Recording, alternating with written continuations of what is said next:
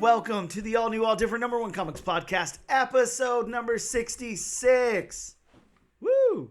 We are a weekly comic book podcast where each and every episode we take a look at a brand new first issue comic book, break down the story and art, give it somewhat a review, and let you know if we think that you should move on to issue number 2 or not. We also talk a little bit of comic book and related news, as well as what's new at comic book shops this and next week. And before we announce what book we're taking a deep dive into, I'm Dan and that's Bob. Say hello, Bob. Hello, Bob. Now you know who we are. You know who we are. You know what we do, but we don't know who you are. Yeah. So, hop on in. I was going to say, send us a message. Let us know you're there. Exactly. We want to hear more about you, damn it. This week we're going to be taking a deep dive into the all-new number 1. From Dark Horse Comics, Dudley Datson in the Forever Machine. Bob, I know I've said it off air. I know we spoke about it. What the hell is the name of this comic? Like, why? I mean, I get having like a longer name, branding it in a certain way. This is a name. To me, it just gives me vibes of like old 80s movies. Right? That's kind of what I was thinking as well. Like, yeah. I'm trying to think of an example off the top of my head, but yeah, this is just an interesting title.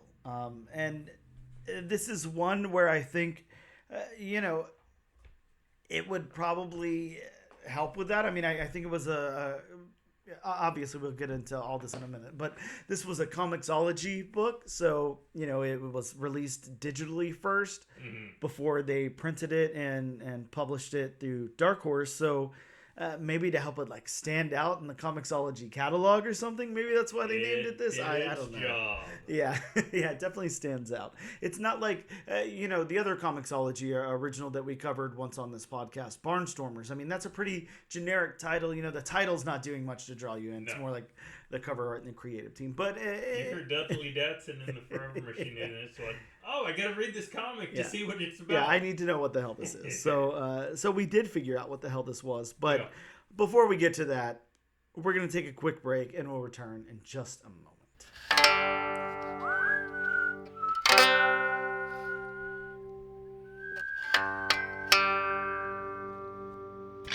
And welcome back to episode number 66 of the all-new, all-different number one comics podcast, here to talk to you about comic book news.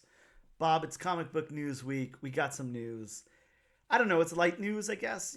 There's not anything like that huge, but let's talk about it. Light news is still news, right? No reason to downplay the news. So I'm gonna attempt these names. We all know how bad I'm gonna stumble through them. If you want to bring back the drinking game, here's your chance to get wasted. So, are you saying I may have to jump over the desk? And...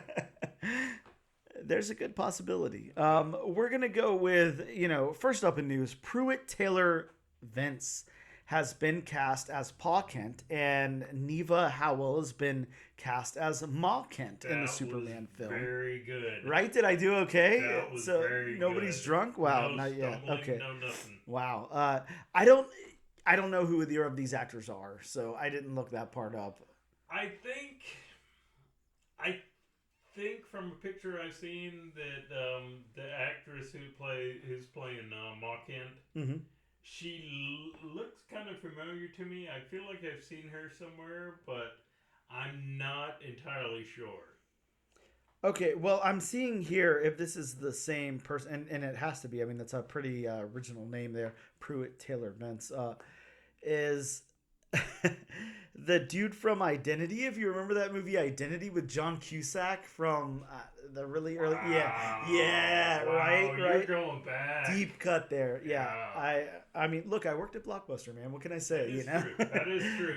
You watched a lot of movies for free. I did watch a lot of movies, and yes, for free.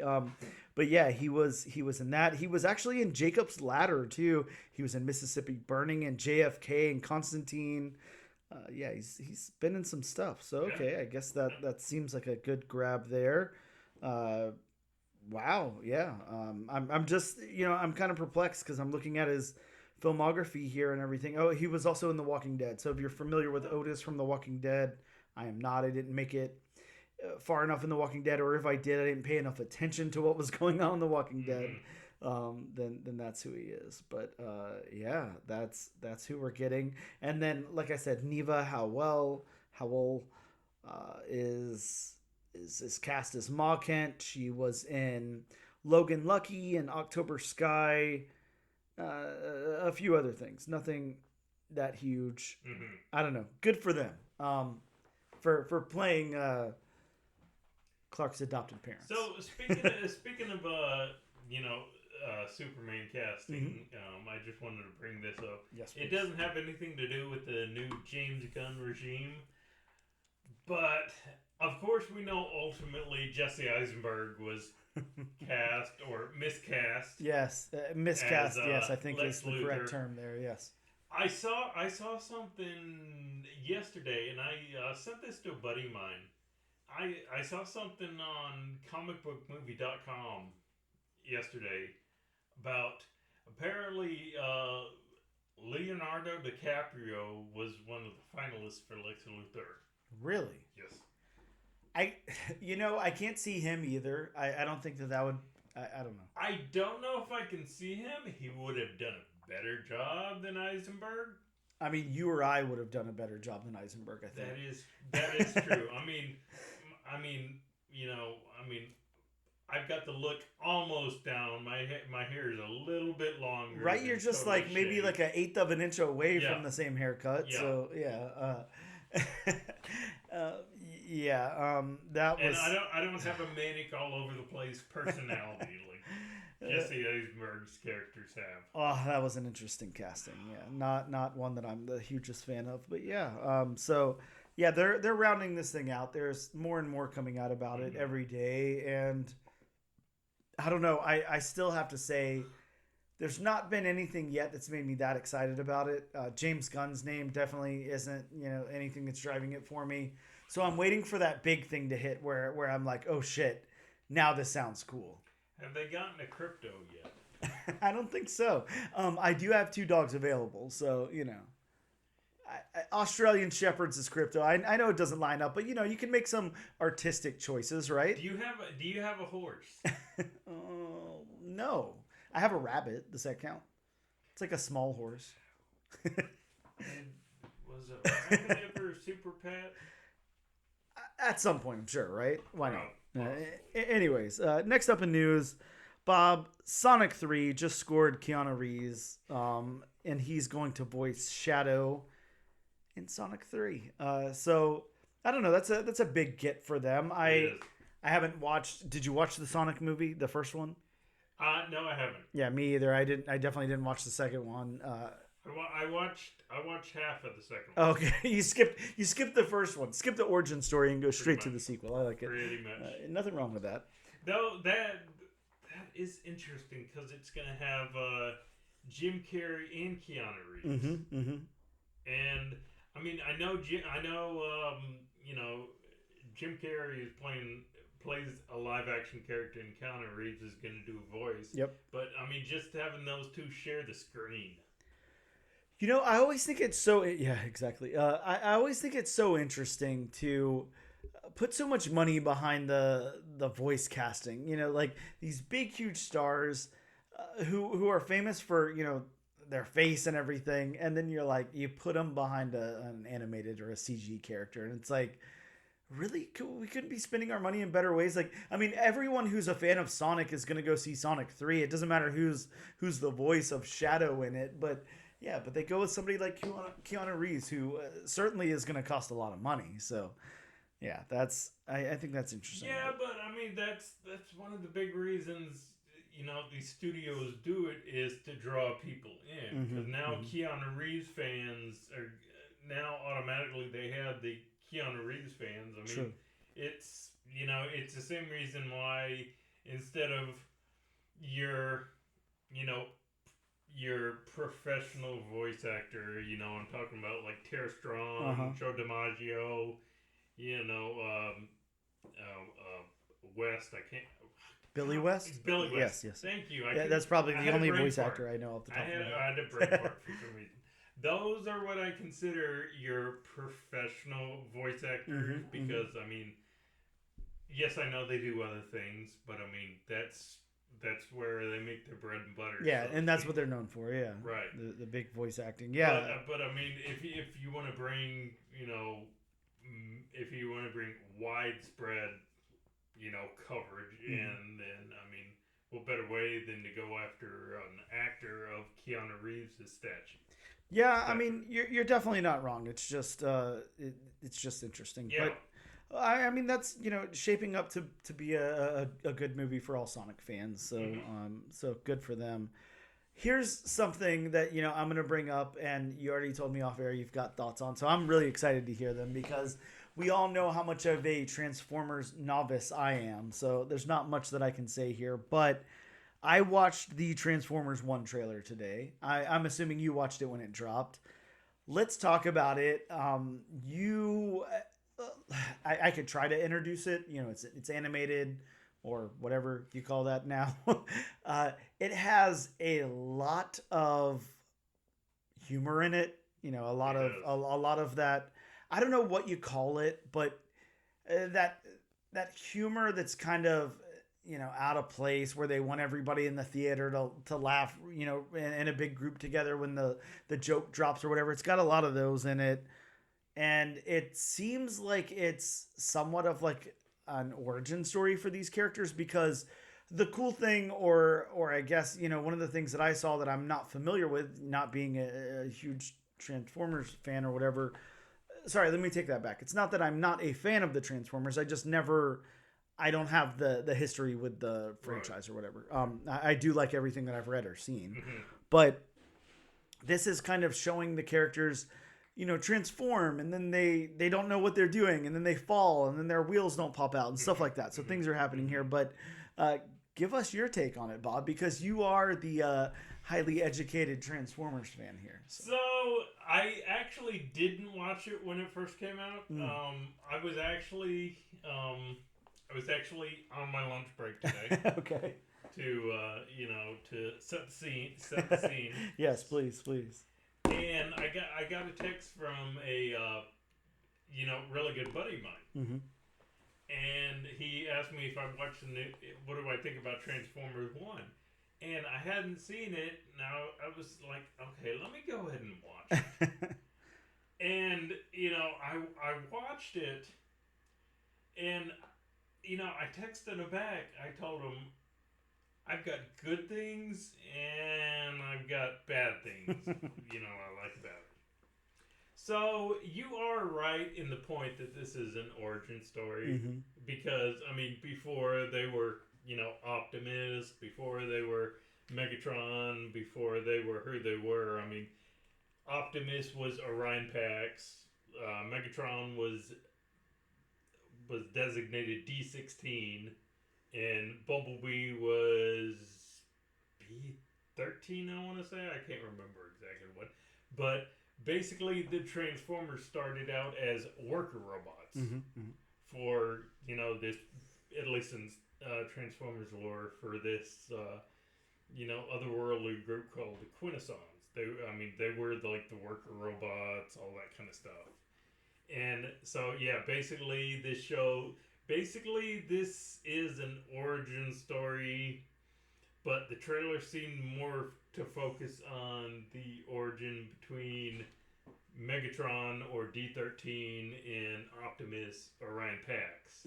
And basically how they were just twirling in the mines, and Orion or Optimus wanted to go up to the surface, see what was better, and eventually they get up to the surface and are joined by, Elita 1, who was played by Scarlett Johansson. And then the voice was Scarlett Johansson. Right. Okay, I thought I recognized the voice. Okay, right.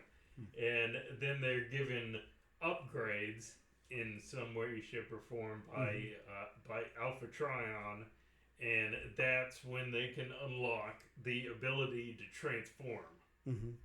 And that's why they're having trouble, because they're just learning how to do that. Okay. So my thoughts are, I like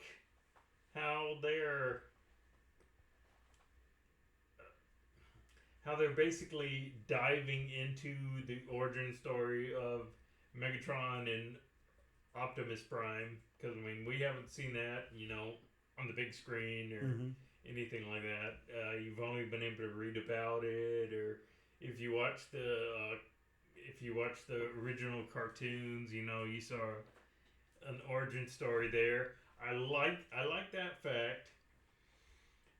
The voice cast was definitely not as bad as I thought it would be. Yeah. I just did not know how that would be. I mean, Chris Hemsworth, he does kind of sound like he's doing his best Peter Cullen impression. Bumblebee's character is voiced by, who is it? Keegan-Michael Key? Exactly, yeah. I've got it up right here. Yeah, you nailed it. Which, I have to say, just, Bumblebee's character is kind of like, oh, he may get a little annoying really quickly. Let's see. I'm not entire. The animation style, I really like that style. I mean, it reminds me. It's reminiscent of. I don't know if you ever played them, but the old War for Cybertron games on the Xbox and PlayStation. Bob, I think it's you can always go with I've never played anything. I've played Buffy the Vampire Slayer on the original Xbox, and I've played a few of the Resident Evil games, and that's it. Oh. Okay. Yeah, not much of a gamer. I can't say, I gotta see more of it. I gotta see it when the movie comes out. Because it's kind of like, do we need another version of his origin? Do we really need this again? I don't know. Some of the designs I know. The designs on Cybertron were different from what they were on Earth, but some of the designs are kind of weird. Basically, I have my good and I have my bad. I just can't get over the fact that it just seems. And I know, Transformers was a toy, and that's why that's why the cartoon was made. Yep. It was basically a 30-minute commercial, to be honest. But it just seems a little. It just seems like it's geared towards that, like, I don't know, 10 to 15 year. Yeah, a very young audience. Yeah. I agree, and I think that's why.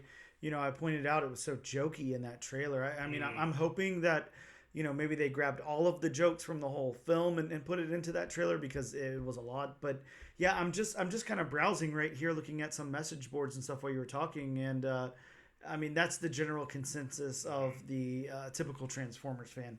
Man, they screwed this. It's for kids. Whatever. But I mean, then again. It was a cartoon design. It was a cartoon made to sell toys. Yeah, exactly. That's something that I think a lot of people forget about that kind of stuff. If you go back to our childhood, you go back to that, people raised in the 80s and 90s and everything, all of that, yeah, that's what everything was. They wanted to sell toys. That's why they came up with all of these franchises that are so beloved now and everything, is because they just wanted to sell a toy. And then, really some really creative people wrote some really awesome storylines around it. But G.I. Joe was made to sell toys, Yep. the comics and the cartoon. Thundercats, designed to sell toys, Yep. the comic and the cartoon. He-Man, designed to sell toys, yeah. the comic and cartoon. And what wasn't He-Man, like, what wasn't Masters of the Universe? Didn't they just like take a mold of something else and then like kind of skin it or whatever? They took the who did they take the mold of? I can't remember exactly what it was, but yeah, was it Big Jim? Probably something like that. I think originally it was a Big Jim that they took. Famously, in one story, when they were coming up with Cringer / Battlecat, they actually ran out of money. Who was that? Mattel. Yeah, Mattel actually ran out of money, so they couldn't design a Cringer. So they took a tiger from the Big Jim line and just painted it green, gave it a saddle, put He-Man on it, and that's how they came up with the mold for Battle Cat / Cringer. That's so funny. Yeah, it's like stuff you can't even imagine would happen now. Well, yeah, but I mean, you want to make a pitch, you're going to do anything. Oh yeah, absolutely. Yeah, and times were just so different back then. Really, really interesting stuff. So yeah, I've watched this. I've watched some videos on or some things on toys getting made. So yeah, I definitely know some very funny stories as to how stuff got made. Yeah, I think that is important, though. Something important to remember while, we all might be, in our 30s or 40s and nostalgic for this stuff. It's definitely, a lot of times they're trying to make this stuff like legacy, make it Right. stuff that kids can Right. enjoy and go to the movies and watch and stuff like that. So it might not necessarily just be trying to appeal to your nostalgia. And that's the thing. I mean, of course, I can say all this stuff, knowing that, it was made for me when I was a kid. Yep. But I'm not a kid anymore. Yep. But I still love this stuff. Yep. But they want to make it for a younger audience. So, I know it's not going to be geared towards me. So, yes, I could, bitch and complain as much as I want to. But at the end of the day, at the end of the day, I know that it's not made for me. I know that it's not made for my age group. Yep. And yeah, I just again, I'm trying to do research on the fly here. You are correct. This is extensively modified Big Jim action figures. So Okay. Kudos to Bob there for you win the no prize. But yeah, really Hey, cool. when it comes to toys, I may not know much, but I pay attention to that. So let's talk about look, AI is gonna come up more and more often in the news, sadly. So love it or hate it, which most people absolutely despise it, AI is turning into a regular part of life. The sad thing is, when we're talking comics and we're talking art and stuff like that, we really shouldn't be talking much about AI. That's where, I feel like we shouldn't be. Now, with that being said, I mean, I'd rather talk about art than nuclear launch codes or something. But whatever. I guess we got to take our losses as we get them. But DC Comics again. Now, this is the second time that we hear about DC and AI. So DC Comics has pulled and replaced a bunch of covers that are accused of being AI generated. So I'm just gonna kind of skip over things in this. This is from a Bleeding Cool article, so this isn't my personal research that I've done here or anything. But in an article looking at concerns about the use of AI in recent comic books, there was a creator. I'm going to leave their name out of it until maybe it gets clarified because I couldn't pronounce it if I wanted to anyway. But I mean, you just don't want to speculate. Yeah, and I don't want to dox anybody. No. There's also this creator has actually come out on Instagram and shown their process and said, no, here's my sketches, and all this, but it's for some reason, one reason or another, it's not holding up. It's not holding enough weight for the general consensus. So I'm not saying that I don't believe him. You're not saying that you don't, but there's just it's not recognized yet that people are like, oh, okay, that solves the problem. So yeah, DC Comics replaces covers after AI use accusations against the artist. The artist claims that they're hand-drawn sketches, and DC has asserted that artwork has to be original, and they don't use or promote AI artwork. So they're investigating, and so this is 3 comics that are upcoming, and each comic got a new cover by a different artist. So Dave Johnson, Dan Panosian, and Cully Hamner all did new covers for these books. But basically, we have an upcoming Shazam, an upcoming Wonder Woman, and an upcoming Power Girl cover that are all accused of being AI here. And the DC spokesperson has come out and said that DC has a long-standing policy in place that all artwork must be the artist's original work. They're looking into the specifics of the situation, but they have just went ahead and pulled the covers. They went ahead and pulled them out. Right. And again, I know you guys can't see this. This is just a Bob and I thing, but there are the covers that have been replaced that are accused of being AI, and they are replaced with these covers here. So, again, completely different artists on all of those. But yeah, Right.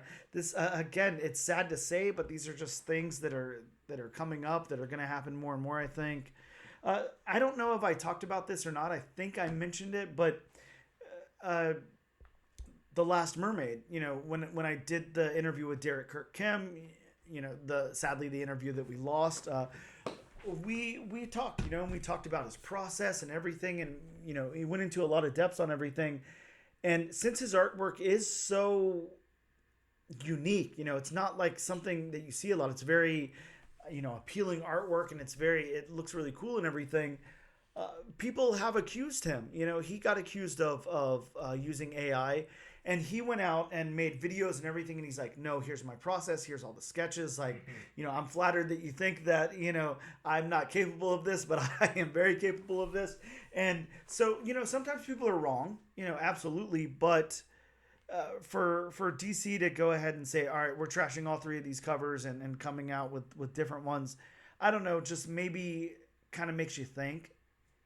And hopefully not. Again, I'm not going to accuse anybody of anything, but yeah, that was Power Girl issue 10. That's released June 25th. Wonder Woman 10. That's June 18th, and Shazam 12 released June 4th. So yeah, all of those books you will not see that cover art on.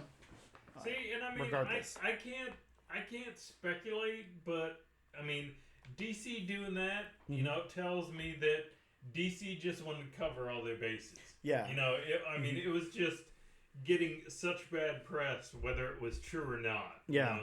They just had to do something, which is unfortunate. If it turns out, that was the artist's original work. Yes. Which, again, until this whole thing gets proven, true, not true, otherwise, I can't speculate on if it was his true artwork or not.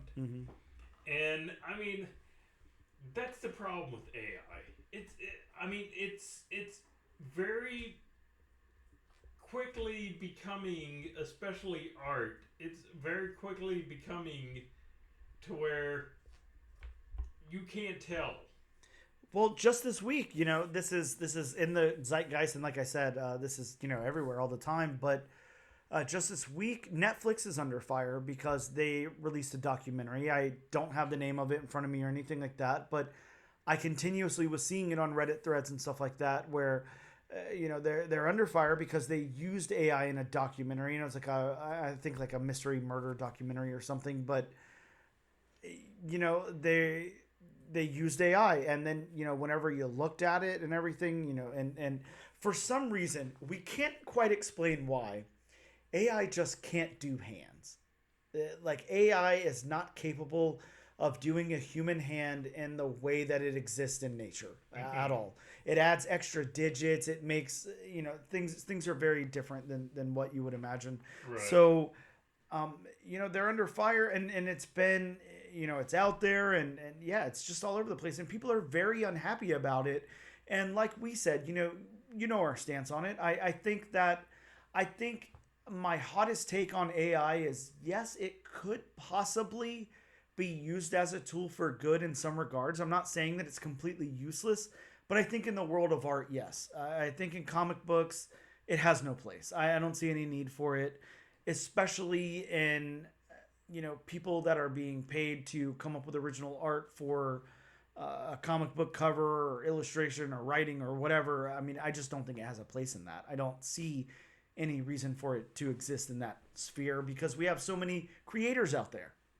Yeah. Human creators that are trying to get their stuff out and trying to get paid and everything else. Yeah, and what you just said is unfortunately what I think it's going to go more and more towards. Just the fact that they are trying to get paid. Yep.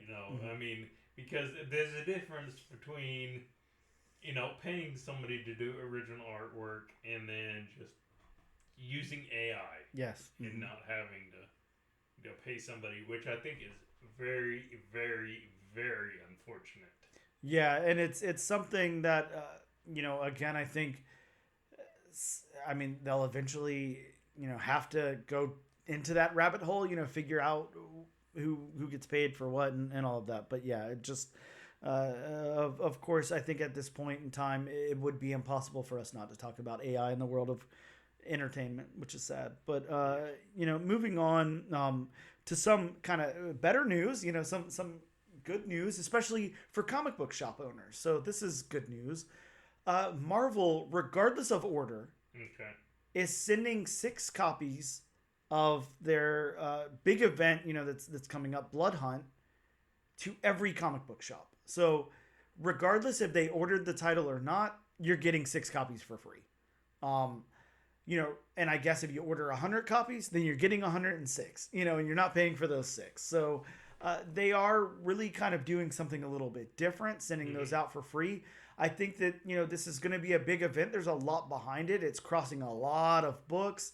It's also, they're doing their new red band thing where, they have the normal version of the book and then they have the red band that's gory and way more violent and more adult and all of that. So they're really kind of playing with things here. They're really trying stuff. And, I actually really applaud them for that. I think that that's good. I think we need that in comic book shops right now.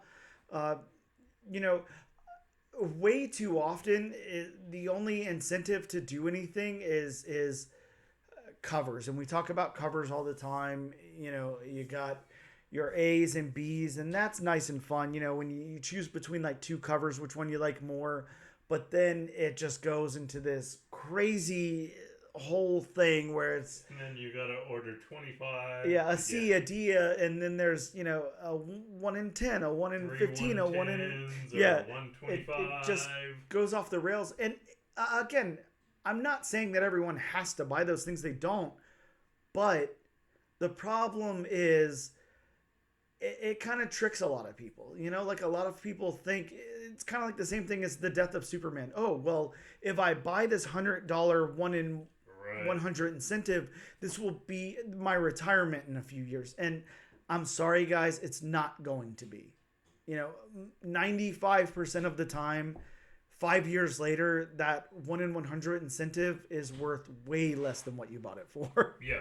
No one cares anymore. It's a hot commodity the week of release, maybe the week after, and then no one cares. I have a love-hate with incentives and stuff like that. I mean, incentives, it's kind of like, oh my god, I gotta pay this much. Sorry. I mean, it chokes you up. I understand, Bob. It's a controversial opinion. I agree. But it's kind of like 1 in 100s. What do those usually go for? About what, $90, $80, $90? The week of release, yes. Mm-hmm. Yep. Yeah, the week of release. And I mean, incentives are cool. Don't get me wrong. I mean, I love seeing artwork by so many different artists. Yeah, you and me both. But I just don't want to pay the price to get the artwork by that artist. I mean, I realize that it's a lot of time to draw a cover, a lot of effort. Oh yeah. I mean, a lot of material, I'm sure. But I mean, come on. I love Alex Ross as much as the next person, but I'm sorry, I don't want to pay $60, $70 a pop for an Alex Ross cover. Well, and then it's like you also got to think with your head, because you're buying.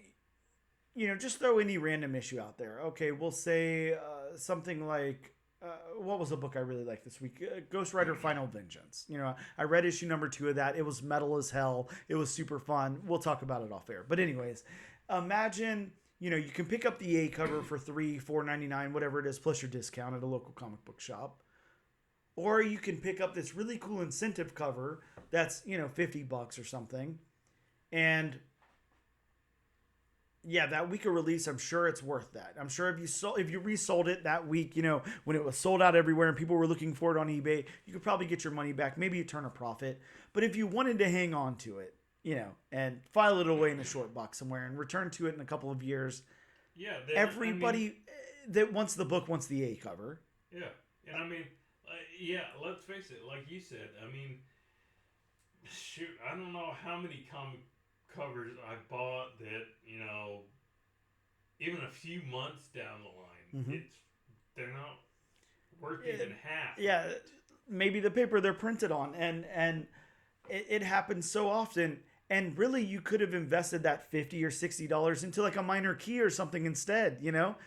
Something that actually will blow up later, possibly because it's the first appearance of a character. Now, the biggest outlier that I can think of from that is Ultimate Fallout number 4. The Marco...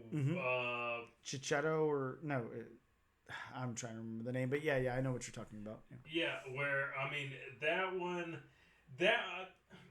That cover got a little too insane because at one time in a high grade, I mean, you're talking about almost $20,000. Yeah, and it's since started to settle a little bit, but yeah, I'm with you. It's still in a high grade. It can still fetch over $10,000. Oh yeah, absolutely.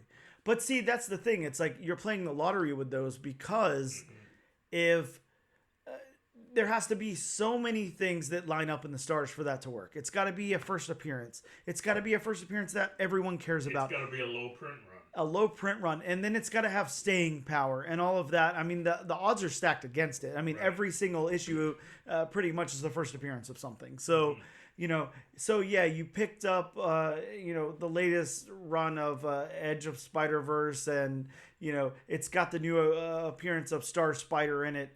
Is anyone going to care about that character in 3 months and 3 years and 30 years? I mean, I hope so, but it's highly unlikely, So they're pumping out so many, new characters in all of these books that, a lot of them just don't have staying power. Or they don't come up again later or whatever. But aside from that, back to the news I was talking about. Yeah, Marvel shipping out 6 copies of Blood Hunt #1 to each comic book shop. Really cool. I'm really into that. And speaking of Marvel, Jason Aaron is returning to write a Marvel book, which is really cool because he is, the new Turtles writer. So he's working through IDW with Turtles. He's also doing that is it Scrooge McDuck book for Marvel, but he's doing a new Namor series. So really excited about that. A Namor series coming back to the 616. There's also a new book coming out from Steve Orlando, more of the 2099 stuff that Steve Orlando is so good at, and that's Annihilation 2099. Really? So, yeah. Really stoked about that. I think that's going to be really cool. So there's going to be an Annihilus 2099? I guess so. Wow. Yeah, really cool. Here's another piece of news that's very interesting. So Cody Ziglar, yes, that Cody Ziglar, the one that's been writing Miles Morales, the one that wrote the new volume of Deadpool, the one that's been writing Spider-Punk, he was on a podcast a few weeks ago or maybe last week, and he was asked about what happened with Kamala Khan being killed off in that Amazing Spider-Man issue by Zeb Wells. You remember we talked about it when it first was happening. Zeb Wells and company were getting death threats and all of that for who they were killing off. So they wanted to know if he had any inside scoop, and he point blank said yes, that him and Zeb Wells had talked beforehand. And Zeb Wells let him know that Kevin Feige personally reached out to him and said, "We need you to kill off Kamala Khan." Now, with that being said, the news has turned around because Marvel Studios, Kevin Feige, everybody has come out with an official statement saying that is incorrect. So this is like a weird thing that's up in the air right now that we don't know exactly what's going on here, and it's not been cleared up. This is a Who Shot JR. Oh yeah, this is pretty crazy actually because I'm thinking, Marvel editorial, like I don't think Zeb Wells came up with that on his own, let's kill off Kamala Khan. And anybody was like, okay, no problem. Because that ties into so many other things. So I don't know if he got that, request from somebody else or what. I have no clue. I can't imagine it was Kevin Feige. That doesn't sound right to me. They don't usually try to connect the comics and the MCU that much, to that detail. So something's going on here, and somebody is not telling the truth is the best way I can put it. So that's pretty interesting. I got two more little pieces of news. James Tynion the Fourth is getting a sequel series to his Nice House by the Lake book. July 24th, Nice House by the Sea will premiere its 12-issue run on DC's Black Label. So stoked for that. That book is actually, I remember that book coming out, and it was pretty hot from the get-go. There was a lot writing on it because of stuff like Something is Killing the Children and all of that. This book is like, I'm sad to say, because it's actually a cool book. You could go on eBay right now and buy a 9.8 for like $20 or $30. Like slabbed and everything.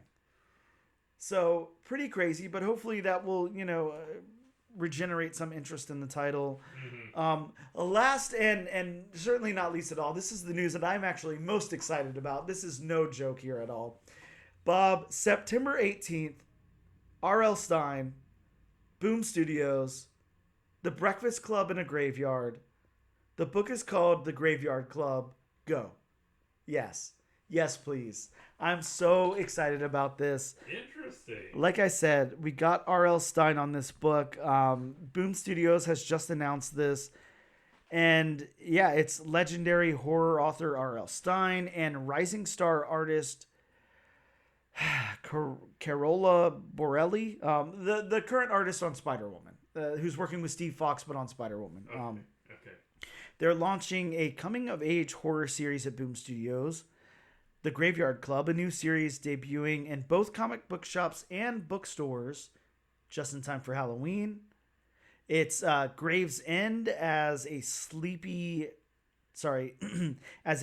town as they come, especially being surrounded by cemeteries, and the local kids can think of nowhere they'd rather wreak harmless havoc, but surrounded by tombstones comes with the persuasive reminder that in Gravesend there are more dead than living. I'm so excited about this book. I'm not gonna the solicit's so long for it. I'm not gonna read any more of it, but dude, it's R.L. Stein. It's The Breakfast Club in a Graveyard. I'm stoked. I can't wait. Mark your calendars, September 18th. Bob, I'm just saying, my birthday's right after that. Yeah. I'm sorry. I just can't get over that synopsis, because I'm sorry. A graveyard would be the last place I would want to play around in. Well, that's why R.L. Stein's not writing a book about you, That is true. I just want... So, is their personification of death going to be the principal? Are we gonna get a giant skeleton in black saying, talking about grabbing the bull by the horns? Oh, man, I love it. I can only hope. Look, that's all the news we got for you. We're going to take a quick break and we'll return.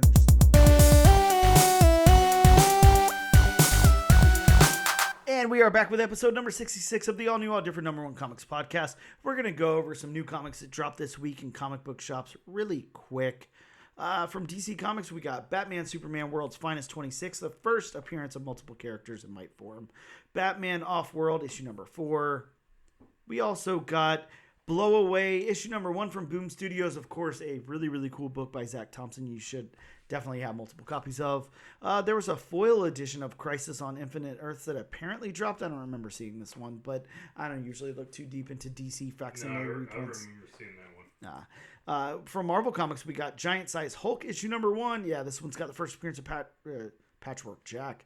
We also got What If Venom, issue number 3. Bob, we talked to Jeremy Holt about this book, and yeah, really excited, really cool book. This one's got a character that was first introduced in the She-Hulk Disney Plus series in comic book form.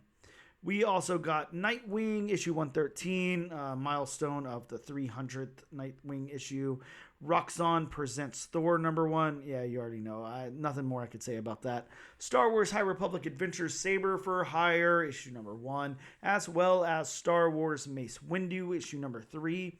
Hey, we also got DC's Superman, issue #13, House of Brainiac Part 2, and rounding us off, the first appearance of Ultimate Storm and Ultimate Black Panther, issue #3.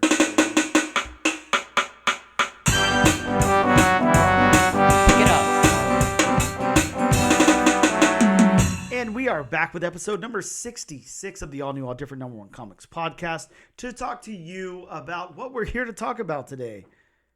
The comic book that we are covering today is Dark Horse's new #1, Dudley Datson and the Forever Machine, written by Scott Snyder, with art by Jamal Igle. I guess there's not an N in there, so I can't say Igle. I don't know. Igle. Yeah, Igle sounds right enough, right? Yes. This one is interesting because, there's a few different people credited here. The comic creator is Tyler Jennings, and I'm not sure why that is, because it's written by Scott Snyder. So I'm guessing that maybe this is the person that came up with the story, and then Scott Snyder wrote it. I was about to say that's my best guess. That Tony, you said. Yeah, Tyler. Tyler, you said. I'm sorry. That he actually came up with the idea, and the whole background and all that. And Scott Snyder did the actual writing. That's the only. So I guess you could say Scott Snyder was kind of like a ghostwriter if you were talking about in autobiographical terms. Well, it's very interesting because that's what's credited online, but whenever we go into the book here, he's not mentioned at all. So. So I'm not sure. I mean, I guess for that sake, we'll just leave him out of this, but we'll just go straight to Scott Snyder and Jamal here. But of course, there's no need for me to go into what Scott Snyder's done. Really doesn't need any introduction at this point. Batman, Noctera, American Vampire. The best parts of Batman. Yeah, and American Vampire with Raphael Albuquerque, a really good underrated book. Justice League, Batman and Robin, Eternal, all that. Anyways, I'm not going to go into it. Like I said, there's absolutely no need there. Let's talk about Jamal for just a sec. Jamal's worked on Supergirl, Firestorm, Black, Nightwing, Green Lantern, Terminator, Enemy of My Enemy. He did some work on 52, Zatanna. Just just a lot of DC. A lot of DC. I mean, there's been some other stuff. He's worked on G.I. Joe a little bit. There's been some different stuff there. But again, we're not going to go too much into the credits of these creators. You know them. Let's talk about the synopsis, the solicit rather, and then I'll get into my synopsis. From New York Times best-selling creators Scott Snyder and Jamal Igle comes this rollicking sci-fi, I've never heard that term, sci-fi adventure story about a boy, his dog, and a machine that controls time and space. What could go wrong? Have you ever wondered why all the great figures in history had a pet companion, and if they're all running from the same mysterious threat? Such questions have never crossed the mind of Dudley Datson, a 15-year-old with a penchant for inventing. But when dastardly foes turn his world upside down, Dudley is going to have his start facing things beyond his wildest imagination in this modern day fable. So that's the solicit there. Let's get into my synopsis really quick. Like I said, Bob, I'm gonna try my best with this one. We're kind of strapped for time, but as you know, this is a long book. So Dudley Datson and the Forever Machine opens with a shot of history's greatest inventors with their pets. We meet Dudley, who's on stage embarrassed in his underwear. The book takes a flashback to the morning where he's getting ready for his big night and has breakfast with his sick dad and meets up with his best friend.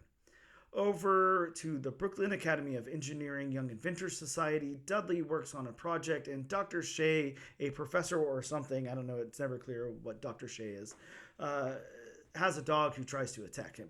Elsewhere, we meet the Prometheans, a white suit wearing elite crew loading up on a yacht or out of a yacht, and one looks like an alien or something. Dudley goes out on stage and his dad texts him to tell him he can't come because he had an episode. His suit also gets messed up. Dudley goes back to fix his suit, and as he demonstrates its morphing power, he goes invisible just as the bad dudes break in and he runs into Dr. Shea.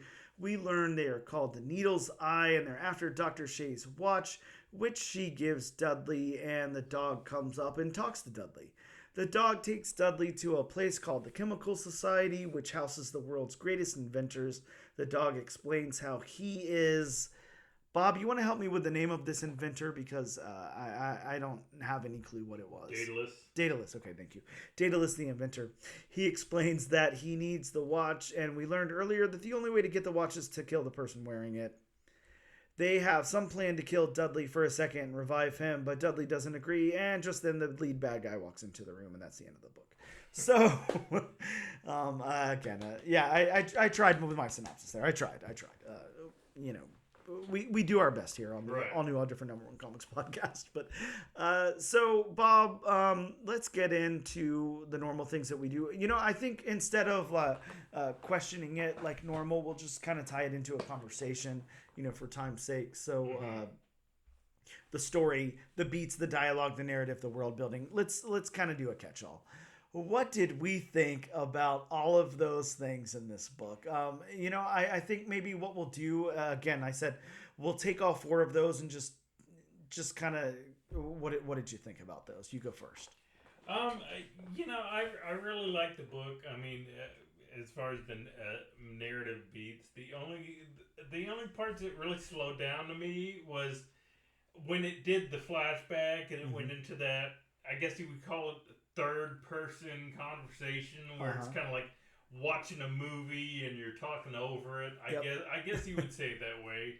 Or those times where it would go like part 2 or part 3 or something like that.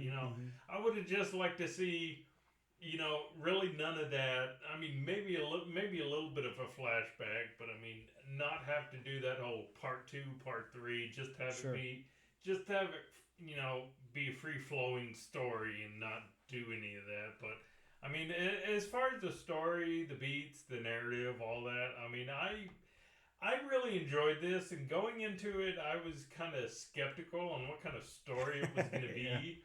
But this actually surprised me in a good way. Yeah. Okay. So I'm gonna take this route with it, and like I said, we're gonna kind of combine everything here. I think that the world building is its strength. I think that the world is kind of cool and it's interesting. Yeah. I think that the beats are a little too confusing. I as far as beats, I'm not sure where it was trying to go. I think that this could have been told in a straightforward way, and I would have comprehended it a lot better and enjoyed it a little bit more.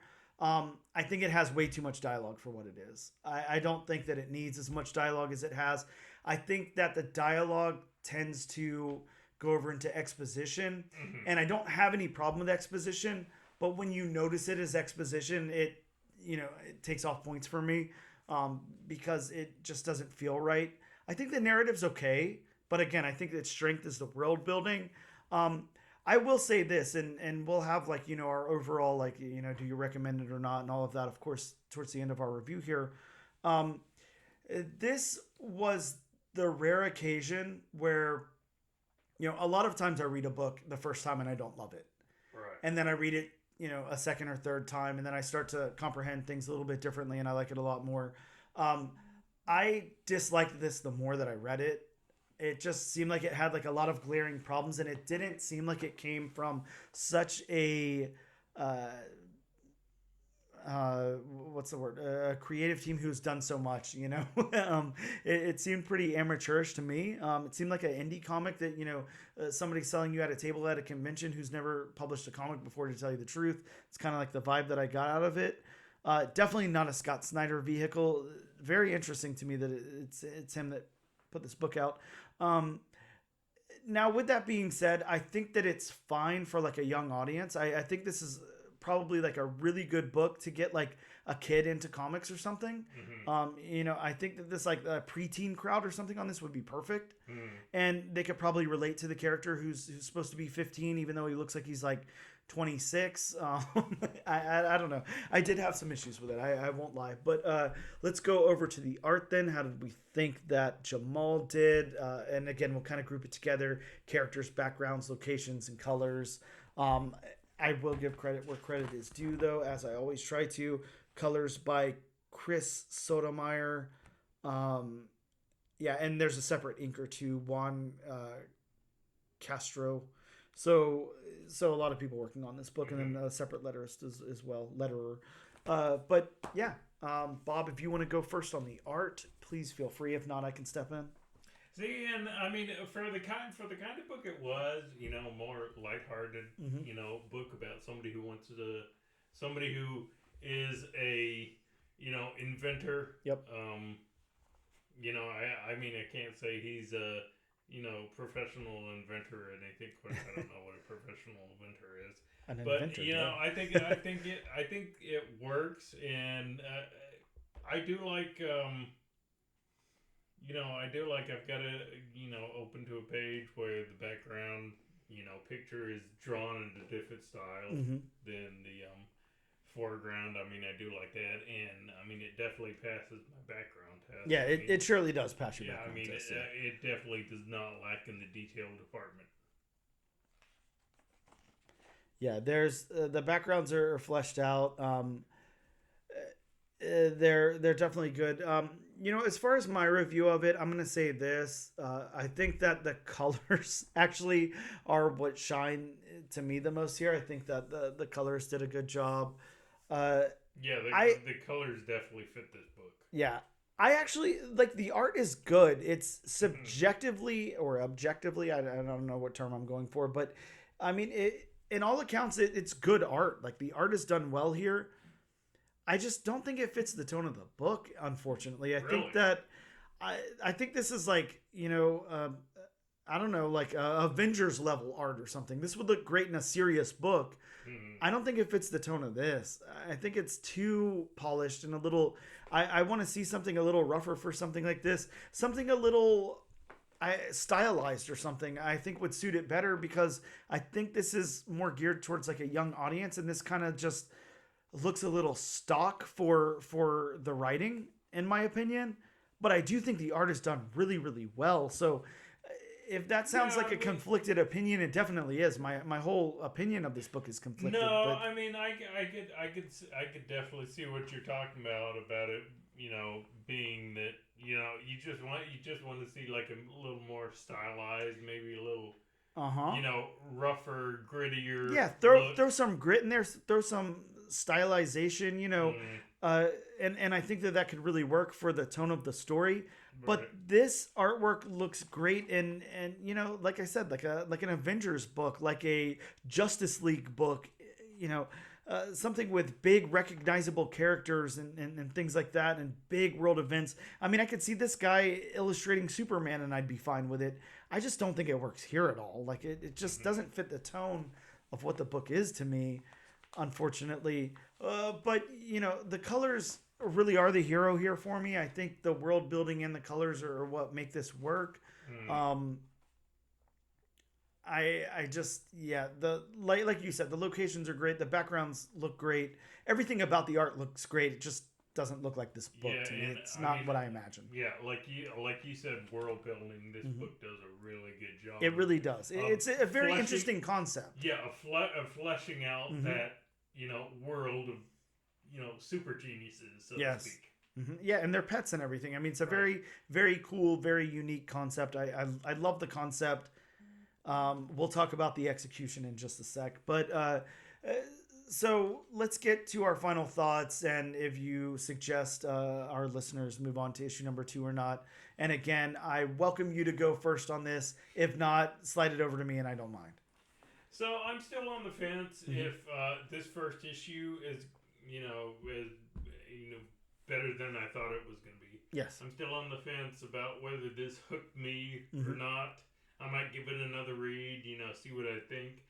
But I actually do recommend, our listeners move on. I mean, I think, this is, a different idea, which, different comics is Mm-hmm. good. Yes. And I actually enjoyed the story myself. Whether or not, everybody else enjoys the story, I mean, you included, Mm-hmm. that's their opinion. Sure. And again, this is going to be like the rare time. I'm usually pretty upbeat and pretty positive, and I usually can find a lot of things, or something to grapple onto. I just didn't find it here. This Right. wasn't enjoyable for me to read. I really didn't like it. Mm-hmm. It failed for me on almost every level except for concept. I think the concept is good, and like I said, I think the colors really stand out. I think the world building's really good. I think this was a missed opportunity to make it geared towards like a little bit of a younger audience and make the artwork a little bit more stylized and unique. I think if that would have happened, I could see this as something, but to me, this was just kind of a drag. It's not anything I'm ever interested in revisiting or checking out the second issue of. And, as always, I feel horrible saying that. I never want to come on here and say, somebody's hard work wasn't good enough, but it's just my personal opinion. Right. It's just something I wasn't into. I do, I will say I sometimes have a hard time with the all ages type of stuff. Not that this is like, advertised as like an all ages book or anything, but no, I mean, you can tell that this is a comic. I mean, we've read enough comics that we can tell this is a comic that's geared towards a younger audience. Yeah, I'm seeing that kind of preteen audience for this, and something like I loved Wind, I loved Zawa and the Belly of the Beast. Those are some books that I really liked that were all ages books that worked for me. But I mean, look at the art in those things. They're stylized in a certain way, that makes it work because you're in a fantastical world and everything else. And I'm not gonna spend too much more time getting into it here. Like I said, we're pretty strapped for time, but I can't in good faith tell anybody to read this. I hope you like it. I actually, our local shop, I won't call out any names, but somebody highly recommended this to me and said they had a great time with it. So don't take my word solely for it. Bob enjoyed the book. The person, that highly recommended this to me. I'm seeing great reviews on Comic Geeks. It just didn't connect for me. That does not mean at all it won't connect for you. So obviously Scott Snyder knows how to tell a story, and Jamal sure as hell knows how to illustrate one. Just didn't work for me. Doesn't mean it won't work for you. So That's my opinion on it. I can't say go out and buy this, but if you do, I really hope you enjoy it. And that's the best way I can put it. We're going to take a quick break. You guys are going to hear an awesome Sebastian Girner interview, and then we'll come back and probably talk to you about some more books that are coming out next week. Hello, and welcome back to the all-new, all-different #1 Comics podcast. We're here doing a special creator interview today, and I'm going to do that thing. Sometimes I'll have a creator on that has like, their first indie book being published, or sometimes, I have like a really storied creator on who's, got a lot of credits or whatever. But I got to throw some anticipation out there because you have worked on quite a few books, my friend. The list of credits goes back some really big titles that everybody's very familiar with. So I'm just going to list some of that off before I throw your name out there, before we talk about, before I announce the book that we're talking about today. But we have on a man who has worked on Black Science, Deadly Class, Low, Cable, New Mutants, Black Panther, Punisher, Ghost Rider, all of the TKO books. Worked with some amazing creators like Jason Aaron, Peter Milligan, Rick Remender, Karen Gillan, Marjorie Liu. Also written for some outstanding books. Shirtless Bear Fighter, What If Ghost Rider. The list goes on and on and on and on. And I do want to showcase just one last thing, and you're going to have to clear this up for me in your introduction here. I see your earliest credit as an inker on a J. Scott Campbell Daredevil 2 variant written by Kevin Smith. were you on? No, that is not me. That is one credit. I would gladly take credit for that, but I have never been an inker. Right? I thought it was so off the wall. I was like, there's no way. How could that even happen way back in 1998? But anyways, you do have, I know exactly, but you do have a credit there. So I thought I'd clear that up. But yes, of course, we are talking to Sebastian Girner, the writer of the new book, The Dead and the Damned, from Goats Flying Press. So much to unpack there, so much to talk about. But before I get into all that, let's do the pleasantries. How are you? Thank you so much for joining me today. Thanks for having me. I'm doing well. I'm excited to come on and talk about some comics. Yeah, very excited to have you here, especially, again, somebody with all those credits. I want to talk about your history for just a moment, and again, I'm going to keep this. I'm going to try my best to keep this pretty focused on the book at hand. But it would be a huge disservice to not at least touch on some of the stuff you've done in the past. So, looks like you're a major editor over at Marvel and Image. Done a lot of editing work there. Worked with some amazing creators. How did you break into editing? I have the most boring origin story. I applied for a job at Marvel in 2008 after graduating from university. I was in Germany at the time, where I was born, grew up in the States, but went back for higher education there. And I applied for a job at Marvel, and it just so happened that that summer they had a number of editorial shifts and assistants moving up to become associates moving up to become editors, a couple of people leaving.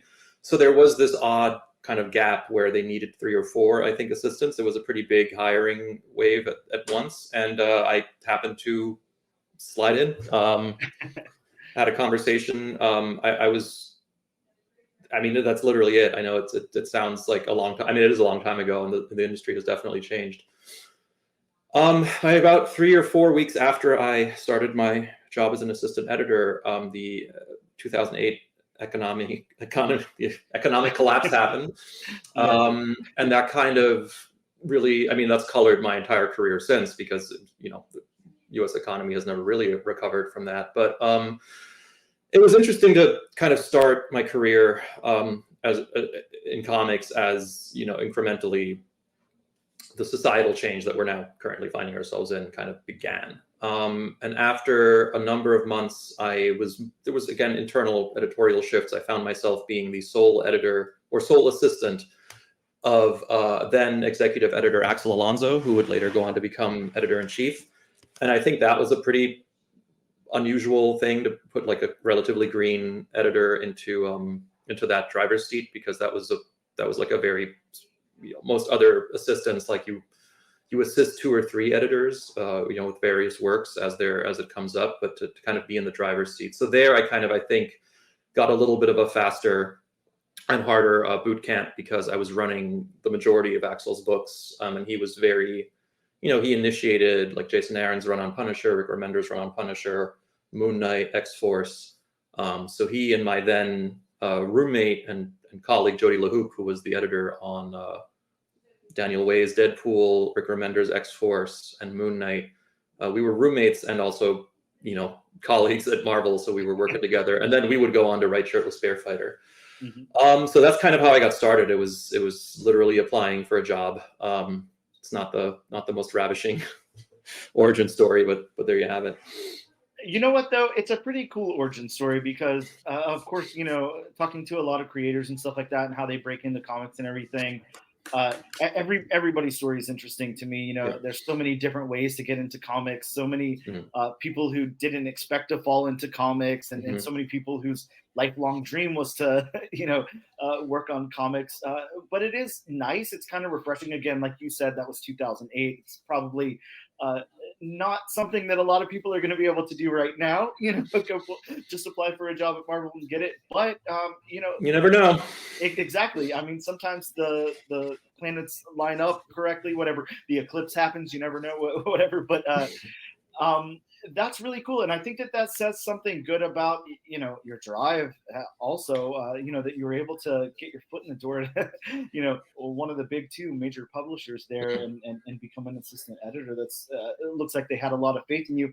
I want to take it back also to that time, 2008, 2009, the early 2010, all that, what was going on in Marvel, what was going on in comics and Image and stuff like that. I mean, in my opinion, those are some of the greatest runs coming out. I loved a lot of those stories and on a lot of those titles and everything. And knowing that you were kind of there helping to drive that is pretty cool too. Really cool to think about. Did you ever get starstruck working with any of these writers or creators? Like, I mean, again, like you said, you were able to kind of hit the ground running with Axel there, but as far as like some of these guys you probably looked up to and stuff like that, how was that for you?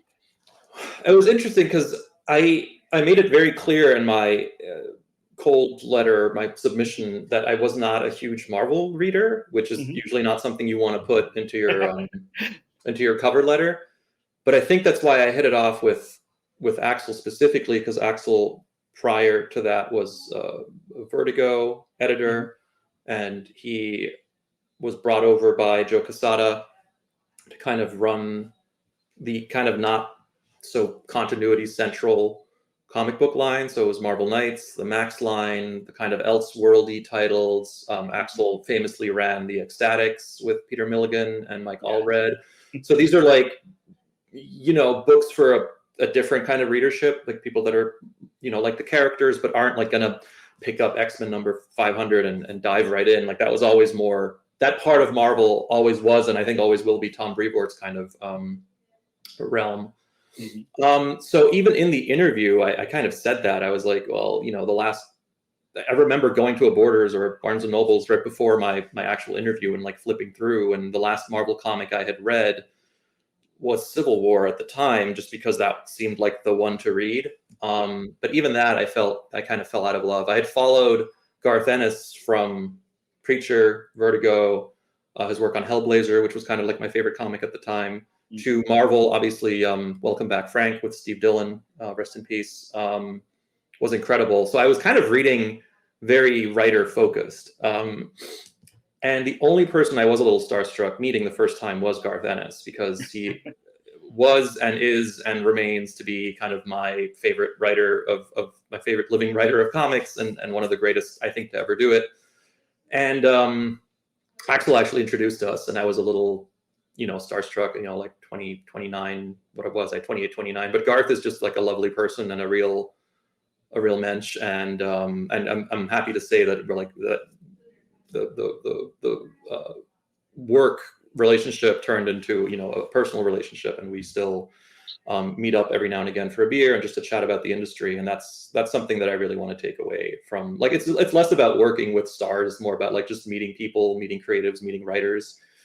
Comics is an incredibly nurturing community, I find, and everyone loves doing this, and it's very hard to do for many reasons. So finding people that you kind of click with and that you have a desire to share stories with and talk comics with, I think, is something that we can all kind of take away, whether you're on one side of the aisle, as it were, like you're officially in the industry, or you're kind of outside looking in.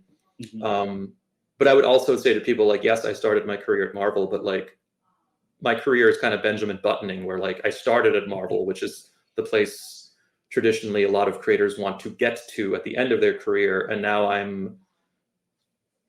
have my own comic book publisher, Goats Flying Press, which I, will at some point literally be run out of my basement. So I'm kind of like going backwards, but creatively, and in terms of like the stories that I want to tell and the passion that I feel for this medium, it's never been higher. It's never been bigger. So there's many, many ways into the industry, and having Marvel on your resume is always nice. But it shouldn't be like the only thing you gun for, because the industry has changed so much, even in the short time that I've been in it. Well, not that short, but short enough. I love that statement. I think I explained to you off air. I talked to a creator last night, who just published an indie book. I love Mhm. talking to every creator. You know, I don't care if it's their first book, if they've done, you know, a million, whatever. I love all aspects of comic book creating and Mhm. learning about that and really bringing that to the audience. That's what a lot of people come here for. Of course, you know, there's a million comic book podcasts that talk about the issues that are coming out and stuff like that, and we do that as well. But Mhm. the creator interviews are really kind of where we shine. A lot of our listeners are aspiring comic book creators, and you know, they're trying to break into the industry themselves, so they love to hear all this. But I spoke to Derek Jones last night, Mhm. again, like an independent, you know, comic creator who's, I don't know, on a much smaller scale, kind of working in the same sense, you know, isn't really looking so much to try to break into the big two or anything like that, but, you know, kind of caught a break and then wanted to scale back down and go a little bit more indie.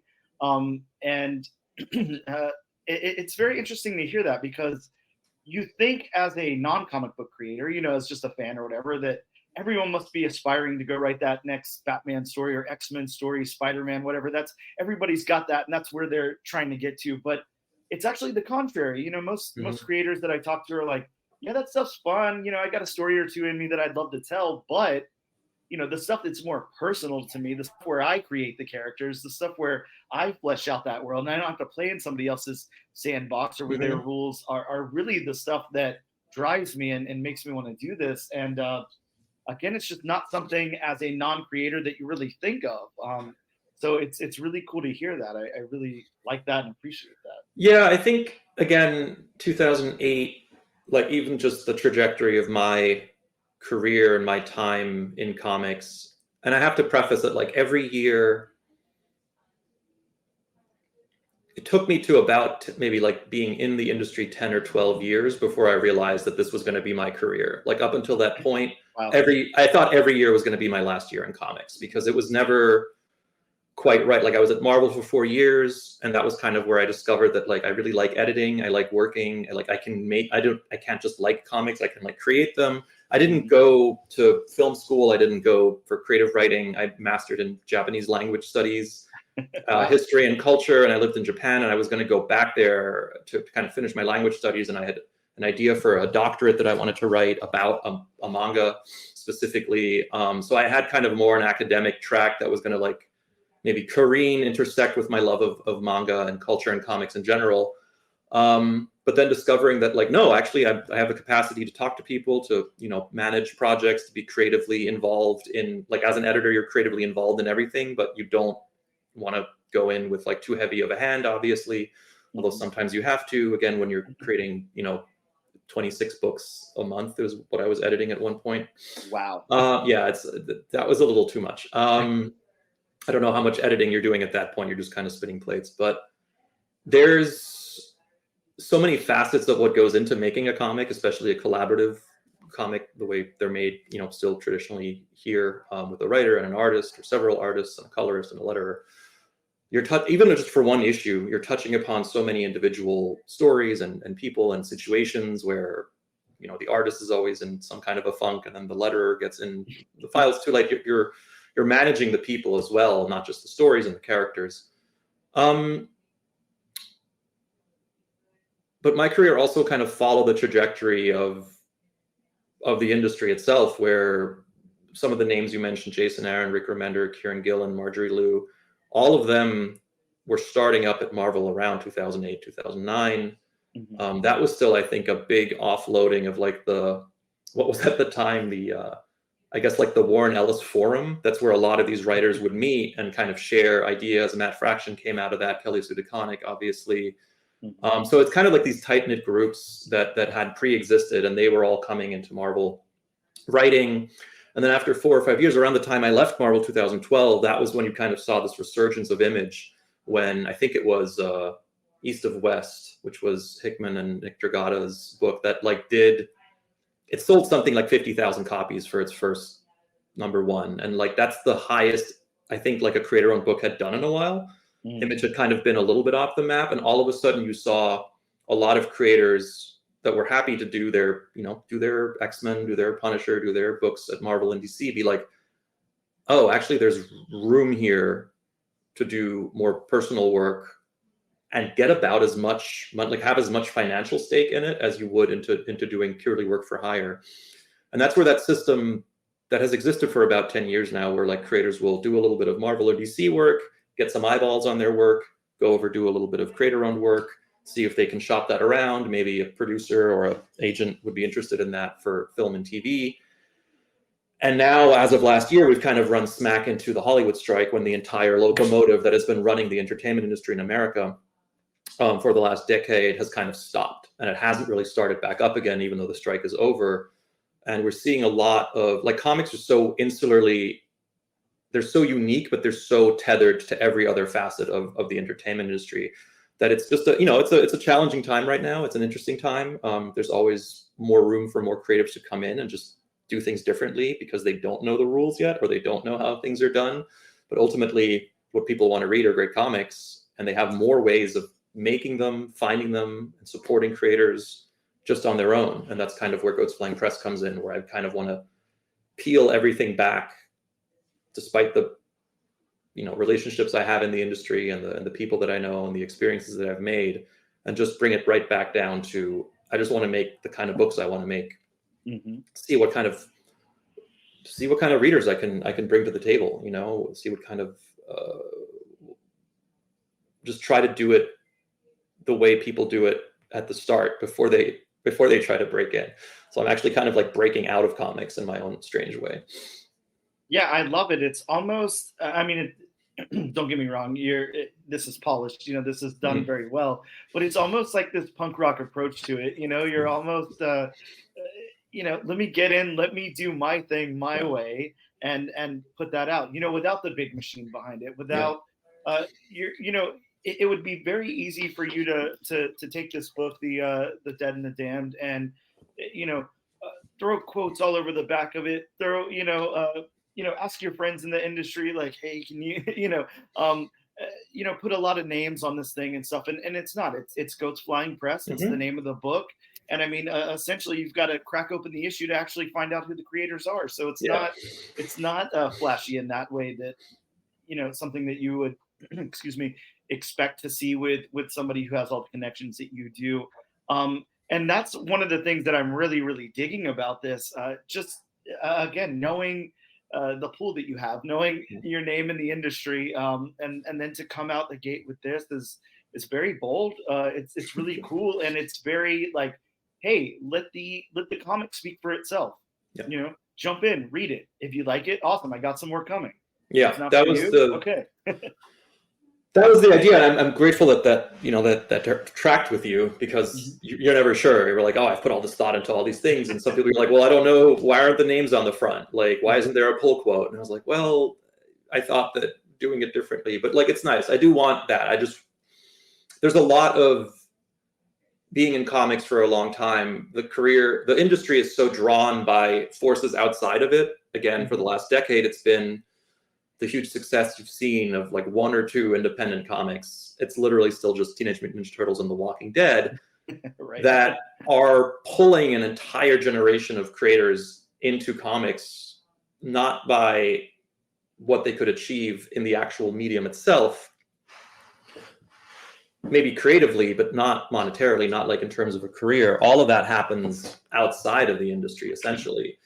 Alternately, you could get into Marvel and DC and make a pretty good living writing, big, you start with the small, like they give you the D-list characters, and that's where a lot of creators will do actually their best work is like on D-listers, because no one's telling you can't do something with, I don't even know my D-list characters anymore. Sandman is the one Sleepwalker is the one that everyone tried to crack, but it's impossible. But then once you get up to your Superman and your Justice Leagues and your Batman and your X-Men, like it starts getting a little more complicated, because those are the A-listers and they're going to outlive all of us. But even then, like at some point you've written all the big characters, where are you going to go? You don't own any of these stories. You can kind of become part of the furniture at Marvel or DC. You can try to kind of leverage yourself over into the film and TV or animation branches, but you're pretty much like going to start making roots there. And as someone who, early on discovered like, hey, I really like editing. I love making comics. I love the day-to-day, but I don't love superheroes enough as a genre, as a medium, as a genre to tough out the kind of corporate reality of working, at a place like Marvel, then now bought by Disney, and tried to make my way out of it, because it was never really about, like, I'm hamstrung by the fact that I just love comics. I don't necessarily feel like I'm destined for greater things. If I want to write a screenplay or a novel, I will go and do those things, and with any luck, I will be able to do so. But I still have a lot of work that I want to do in comics, specifically for the comic, and that's kind of why I decided that Goat's Flying Press made sense, because as much work as it was, and as much of a hassle as it was to, kind of create legally, create a publisher and create, agreements and the costs and the work, it was about as much work as it would have been to get an existing publisher to kind of let me publish a book like The Dead and the Damned, which I had pitched to a variety of publishers, and everyone liked it, but everyone wanted it like, hey, can you bring it down from a 10 to like a 5? And I was like, I could, but I don't want to anymore. Like, I've done that myself, where it's like, hey, this pitch is too hot. The swag is too different. The pitch is too bad. Like, can you kind of tone it down? And I was like, you know what? I'm going to allow myself to not do that now, because I know all the steps, and I've got a decent name, and people trust me in the industry, and I know I can do this. And this was just a year ago I decided to take this step. And a year later, I've got the first book. We're working on the second Kickstarter, working on a couple other projects. Like, I'm not saying this is my rocket to the moon, but I've never felt more excited about making comics than at any point in my career, even when I was working with big names and Eisner Books and all that stuff. Like, that's great, and I don't miss it, and I don't begrudge anyone for having a desire to work in that space. But I think where you start out in comics is ultimately where you end back up, which is just the love of these stories and making them with friends to share with others. And I do think that the industry has gotten easier to get into in that regard. It's just that when you kind of get rid of the gatekeepers, you also get rid of the gate and the walls. And now it's harder to distinguish, when am I actually in? Like, have I broken in? It's like, yeah, you're making comics. You're a part of it now. You're in.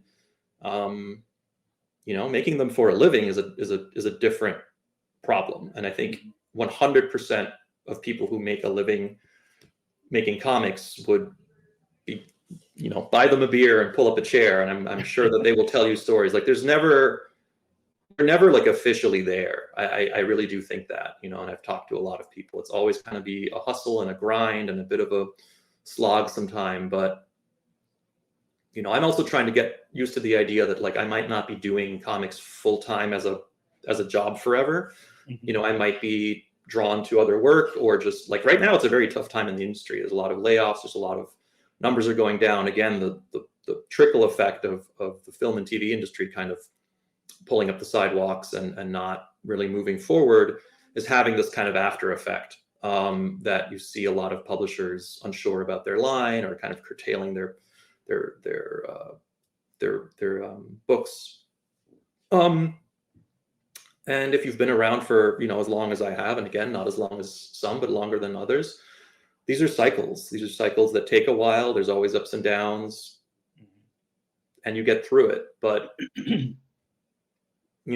definitely, like any listeners who are like trying to get into the industry, I want to encourage that whatever you're doing to get into the industry, like that's the main part, is that you're already doing it. A lot of the other it's hard to say, but it is just chaos and luck. It's about you being in the right place at the right time. It's about the algorithm putting your book in front of the right nose at the right time. And I do want to encourage, and again, it sounds very old and sage, but like, just enjoy the process more than the outcome. And it's taken me a while to do that. Once you're locked in and you try to like make a career, and you try to like, I got to work with this creator, I got to work with that creator, because then I can get up to the next level. And there go my 30s, and I'm glad for it. But again, now kind of like slowing it back down, doing books with less books. If I only do 2 or 3 Kickstarters a year, and I get 2 or 3 books out of it a year, it's a pretty cool book. Like, that book, I literally had to found a publisher to make this book happen. So I hope people enjoy it. And, I hope to kind of broaden my reach as well, because it's obviously very, very finite right now. but it's a trip, man. I mean, I think making comics is the best thing in the world, and I wouldn't want to miss it. It's just also it's a harsh mistress sometimes. Well, yeah, completely understood. I mean, there's a lot a lot there for you guys to have to deal with for sure. Let's get into the book. The Dead and the Damned, let's talk about it a little bit. I know you said this had been around, kind of there for a while, and you pitched it, and you ultimately decided, okay, well, I'm going to create my own publisher and do this. Mm-hmm. But where did kind of the idea come from? Because for those who haven't read like a solicit or anything, and just to let you know, Sebastian, I recorded a little, I don't know, a little piece before I got on the line with you that I'm adding in post, and it's me just reading the entire solicit from the book. Oh, nice. Yeah, it's pretty awesome. I really love this. It's nice and long, and it kind of tells like what's going on in the story here. I can appreciate those because sometimes there's just it's sometimes they're too vague. There's not enough of what's going to happen in the book. And by design, sometimes they don't want to give anything away and stuff like that. But this solicit here doesn't really give anything away. I don't think it takes away from the reading of the book in the slightest bit. It only elevates that, to tell you the truth. But yeah, where did this idea come from? First of all, it's nice that the solicit is like, it's very hard. It's a hard book to compress. Like I was at Comic-Con last year. We didn't have the book yet. We were just running the Kickstarter, and I had little ash cans, and I was trying to express it to people. And it's just, I hate the word, it's just vibes. Like it is just vibes at the start. It's very, very dark, like black fantasy. The idea was to kind of, I'm a big fantasy fan. Obviously, I write an all ages, very poppy, colorful fantasy adventure comic called Skills and Scoundrels with the wonderful artist Galad. And this is like the diametrical opposite of that because I'm, I contain multitudes, and I kind of wanted to challenge myself with that. But it really, like every book that I write or that I develop as a writer, like is very uniquely tooled to an artist. And in this case, Kelly Williams is an artist that I really just loved as a fan. He was doing his own kind of anthology called The Dark, which is where he just writes and draws these horror shorts. And he's done this for a number of, I think almost 10 years now. And they're exceptional. Kelly is just a wonderful, wonderful artist. You see him and he's got a certain persona, big long hair and like always wears like metal shirts and he's got rings and everything. And he is very gruff, but he's actually very, very gentle, very sweet, very beautiful soul. And all of his art is just, it's all handcrafted, watercolors, paints, inks. Like he's a singular talent. And there's so many creators, like not like every creator is individual, but he's never like really broken through on a number. He's done work for consistently, I think for like almost 20 years. Mm-hmm. And it's fascinating to me that like comics can contain artists like that, where of course we have our big names and we've got our like bandwagon artists and like, Junji Ito was doing what he was doing for 20 years. And then all of a sudden he pops and now he's like, Kojima like trapped him and put him into his weird like 3D scan dome. And like, now he's like a hot star, but it's all of that is fine. Again, that's just an industry. But for me, it's always fascinating about like, wow, this guy is capable of a lot. Like maybe I could work with him. And I pitched him something. I literally just wrote him an email like, here's a pitch for you. And this was like peak COVID. Like things were bad. Everyone was feeling bad.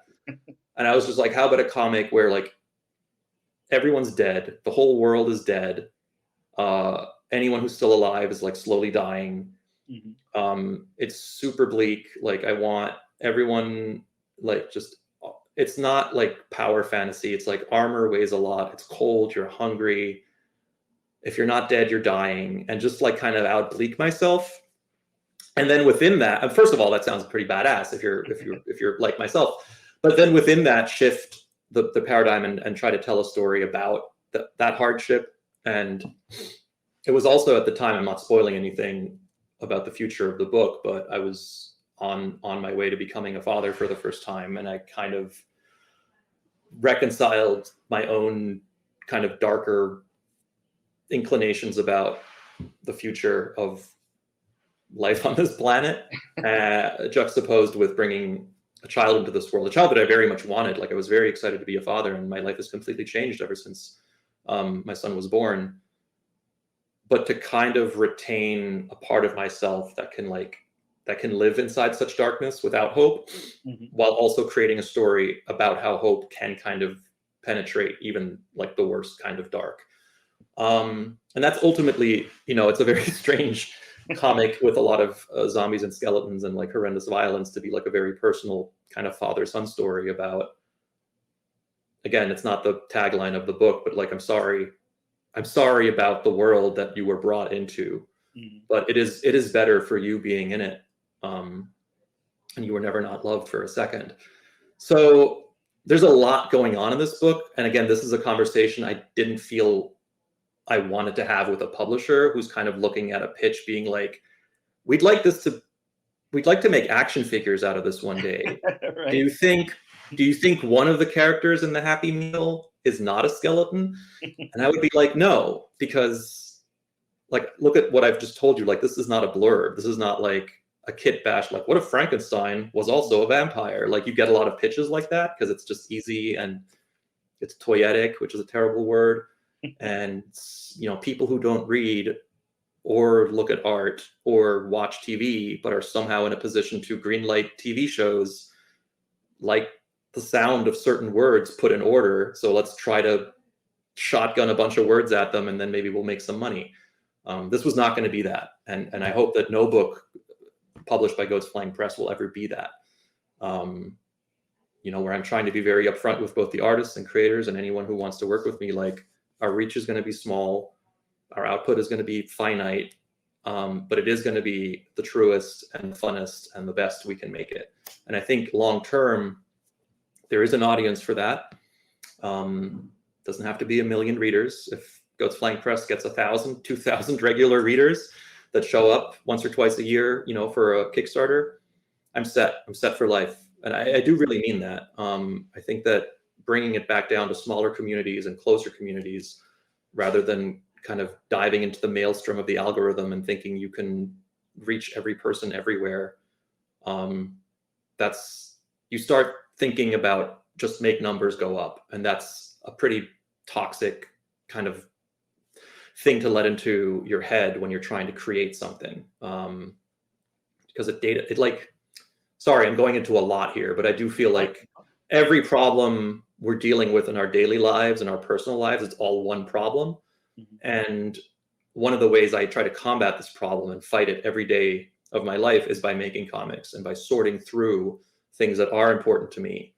And I found, again, in comics that what's important to me is writing and it's sharing creativity, working with an artist, having that connection in a story where, like, Kelly and I don't know each other that well. Like, we're friendly and we've hung out at conventions, but we're going through this very emotional process of like telling this story together, which demands so much of us individually. It's almost like a marriage in that way, where you're kind of like bearing parts of yourself. Like, Kelly knows about parts of me that like my wife does not. Like, I'm putting shit into the script that like I would not feel comfortable with her kind of seeing that part of me. And it's like that with every book that I've done, with Galad on Scales and Scoundrels, with Neil Vendrell, and with Jody on Shirtless Bear Fighter. And I think that that's something more than anything that comics can give all of us who want to make them, is an opportunity to be seen and be heard in a way that is at both deeply personal, but also has like robots punching, Dracula's in it. And I can't think of anything better, than that. So I have a number of books lined up, hopefully for Goat's Flying Press. That if I could grow the audience, grow the outreach, I could easily probably put out a book quarterly. That would be my dream, actually. 4 times a year, and then go to conventions and just grow it over a couple of years. Like, it doesn't have to be the flash in the pan, and then an investor comes in. And once you have an investor, you got to get quarterly reports in. Once quarterly reports come in, doesn't matter where the money comes from. If it's not coming from sales, it's going to come out of someone's paycheck. And then boom, 5 years later, comic book company folds. Really have this be something that grows incrementally and slow. And if we only put out 1 book a year because that's all we can afford, then that's all we do. But those, 300-400 people who will come back every year are going to come back every year. And if we can grow that to be 1,000 people, better. And if we can grow that to be more than that, even better. and there's opportunity there. But I have like a dream that I would like to know every one of my readers by name. So we'll see how far that goes. But that's kind of the ambition right now. Well, just to throw that right out on Front Street, you have one right here already. So you got Dan, so you know me. But I'm hooked. So Love it. I cannot wait to see what happens in issue number 2 of this. But just taking it back to Kelly for a second, and that I love the way that Kelly illustrates this, and the way that you tell the story, because you can. Look, I read a lot of comics. I'm sure you do as well. I'm sure we've both read a lot of comics. You can kind of tell just, the second you open a book, all right, does this writer really trust this artist to tell this story? Like, you can tell, you can see with the amount of exposition, there's so many caveats to how that's, felt on the page. But like you were saying, you feel very vulnerable with Kelly. You're able to tell Kelly things you wouldn't tell anybody else. You can feel that on the page here, 100%. This story, it's like you've got it fleshed out, you've got it outlined. I'm sure you give Kelly all your notes and everything. Definitely. But what he's able to do with the art here is just outstanding. Very, very outstanding. I think that. You picking Kelly to do this project was a wonderful choice. I can't really imagine anybody else on art here. It's wonderful. And for those of you guys who, I know everybody right now is, jumping on to League of Comic Geeks and looking up Kelly's name so they can see all the other stuff he's done and everything. I know you guys all remember Skeeters from Mad Cave and Bountiful Garden, 2 really, really good books. Kelly's illustrated on both of those. Just some really, really outstanding stuff you guys are able to do together in this book here. And, I want to talk about, again, like, I don't want to take up too much of your time. We're already hitting like the 40-minute mark. But, I want to talk about this kind of like war that takes place here, how this starts in the book. And we really do get some like metal scenes. Like there's some stuff in here that, I just imagine, some of the bigger metal bands of the day who are kind of chasing that like iconic success that like Iron Maiden, Megadeth, bands like that had from their imagery that went along with the stories that they were telling and everything. This is like, I don't know, the breed of a whole new generation of like metalheads, picking up this book and just being like, all right, I got to write a story in this universe because there's so much to pull from here. I think it's wonderful, and I really like the characters, and I'm really, really digging the Grave Hand. Like, I think that's such a cool concept. Where, like, how did you come up with that? Like, where did that come from? So a lot of the Dead and the Damned is I was never a Warhammer fantasy player. Warhammer Fantasy is, of course, it's like a fantasy board game, little miniatures. It's like a hobby for people who like love to hobby. And obviously there's the 40K spin-off, but a lot of my friends in high school were, like the nerds were playing fantasy, and I kind of tagged along. I didn't really feel the need to learn how to play the game with the rulers and the dice, and I didn't really feel like painting the miniatures, but I did love the rule books. So you could get these codexes, they were called, and they were, whatever species or race you played, humans, empire, orcs, blah, blah, blah. You would get a rule book, and the rules would introduce all of your units, but also give you a bunch of lore and give you a bunch of stories. And I loved reading those because it was just like a window into a world, and these are like deliciously over the top. Like the Empire is the safest you'll ever be, and they're like straight up just fantasy fascists. And then there was the undead, and the undead codex is something that just stuck in my mind, where it's just like all these like skeletons and zombies, and they're complete fodder. Like it's ridiculous. And then I was kind of thinking, like, how about that? But like those are your main characters. Like if you were risen from the grave and like drafted into this like 1,000-year war on all life by this omnicidal necromancer who just wants to kill everything. Like, I'm not just saying about people, like every blade of grass, every stream, everything, like just wipe it out as some kind of weirdly philosophical, poetic, anti-life statement. Cool. How does the rank and file feel about that? How does the skeleton, like Bannerman, like blowing his skeleton fight? That's kind of where it started, where I just wanted to explore that through the eyes of like, okay, you've been torn from your eternal rest, whether deserved or otherwise. How do you feel about the situation you're now in? Do you remember life? Do you remember it fondly? Are you glad to be beyond the veil of pain and tears, or are you not? Like, what happens in death? Because I'm also fascinated by it.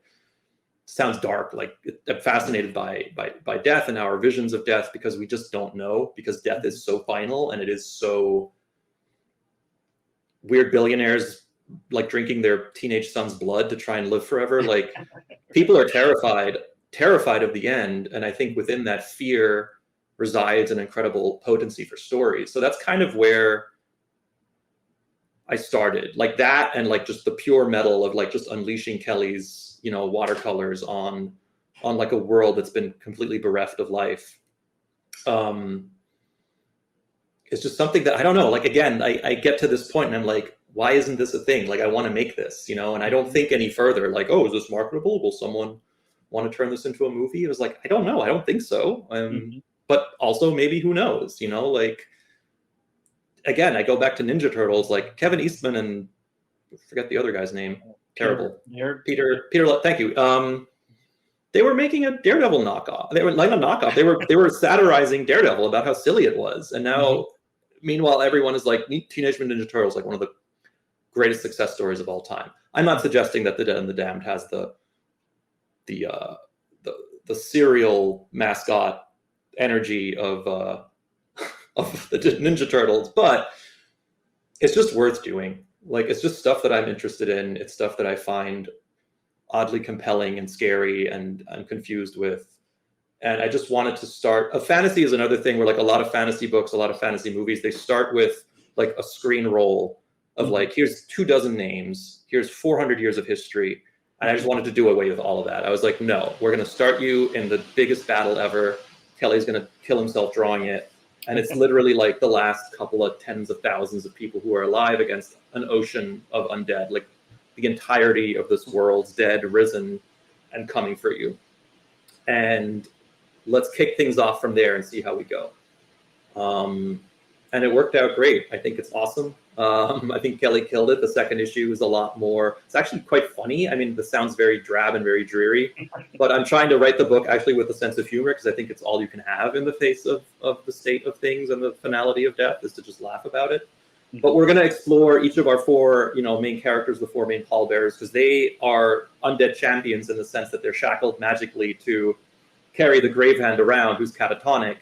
So they're kind of like undead with a job, like they can't really stray from the path. So they're as human as you can get as a skeleton. Like, they're working for a boss and they have pain and trauma from life. So I kind of like to treat them as just like, nope, they're pretty much alive. Like, I think we'll all, have our favorite one, and I definitely have a favorite, but to just kind of explore them as characters. And then obviously we have, an overarching plot of them being hunted by the living. But it was funny. I sent it in for review, and the reviewer responded like, I love all the bad guys. I was like, bad guys? There's no bad guys and good guys in this. Everyone's kind of equal. But okay, obviously, I think he meant like the undead are the bad, and the living are the good. But that's not necessarily what I'm going for. Right? It's not that black and white. Yeah. Ironically, yeah. Yeah. Well. This is, again, this is a really, really cool book. I do want to talk for a sec just about, how everybody obtains a copy of this. How are we supposed to get our hands on a copy? Where can we find it? Where can we find more about you? And what, you already kind of touched on what we can expect in the future, but what's coming up from Goats Flying next? Again, very slow organic growth, I know, but yeah. Where can our listeners find a copy of The Dead? So The Dead and the Damned is completely self-distributed. We are looking to get into a number of comic book stores, especially here on the East Coast. We're growing quite organically. So we'll be in a couple of shops around Brooklyn and the New York area. But the best place to get a copy is at goatsflyingpress.com. If you go there now, I don't know when this will air, but you can sign up just in there's a little, put your email in. You will receive at that point in a week or two when we launch our web store. I just have to test it. You will receive an offer, special offer, good percentage off. We'll ship them out to you. And that's the kind of route we're going right now. We're hoping to launch the second Kickstarter for Goats Flying Press in May. So that's coming up. And the route that we're taking is that basically the best way to get a copy of any of our books will be to do a pledge on the Kickstarter. And then we'll move, after the Kickstarter ends, obviously you'll be able to either pre-order or order it on our website and grow organically that way. We're not quite ready yet for the direct market. I find that there's a lot of T's to cross and I's to dot before that makes fiscal or otherwise sense. So right now we're a real DIY one-man shop. I'm the publisher and the founder and the owner, but I'm also the guy who stuffs the envelopes and puts the stamp on it. So it's a very, if you're getting the book, I've had my hands all over it in a good way, not in a weird way. So I obviously love to support, and in the future, and we're looking to ramp up. So the second Kickstarter is going to be for The Den of the Damned issue 2, which we're hard at work on. But, don't want to get ahead of myself, but one of the stretch goals would be to not only announce the next title by Goats Flying Press, but to also give every backer a sneak preview of it with their order. So that's something we're looking to kind of get the excitement going. Amazing. And I know, I won't lie. I won't underestimate our listeners here on the All New, All Different #1 Comics podcast. They're a very, very good group of listeners who love to call their local comic book shops wherever they are and demand that these books get carried in their shops.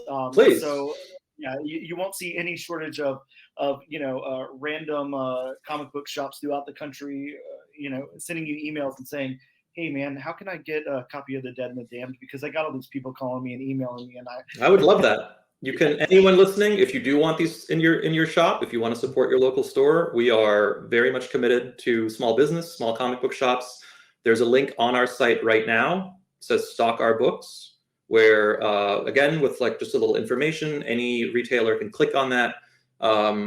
We offer a basically at cost shipping of very small orders, 5 issues they can get for a very good price.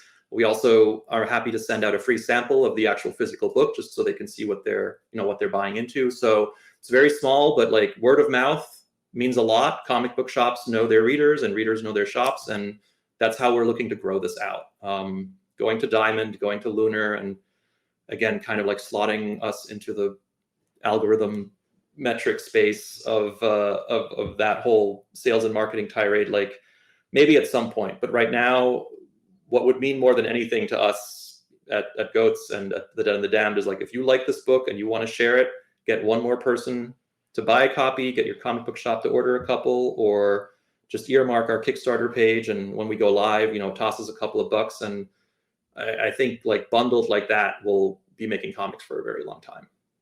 Yeah, I completely agree. Really cool and a really good way for this book to get out there and in you guys' hands. So you guys heard that. Sebastian says, yes, absolutely. Hit your local comic book shop up. Tell them you want a copy of The Dead and the Damned. Tell them to stock Goats Flying Press books, and they can make that happen through just going on to the site, goatsflyingpress.com. And Sebastian makes it super easy for you. All you got to do is go in there, click a couple of buttons, answer a couple of things, and you can carry Goats Flying Press books, which is super cool. I know my local shop will be reaching out to you very soon. So, I think that'll about wrap it up, unless there's anything else you want to say. But it's been absolute pleasure having you on. I really appreciate it, and I really appreciate being able to read this book and you bring it to my attention. I can't wait for my co-host Bob to read it so he can tell me again how he doesn't like dark books, and then he goes, dude, this is my favorite book of the year. The darker the better. Yes. Well, great stuff, Sebastian. Again, I'll have everything down there in the show notes for you guys to click on. Goats Flying Press. You can check out Sebastian's stuff. We'll put a link to everything. So thank you again, Sebastian. I really, really appreciate it. You allowing me to take up 50 minutes of your time. So I love it. Thanks so much for having me. Thank you. Have a good one, man. You too. Take care.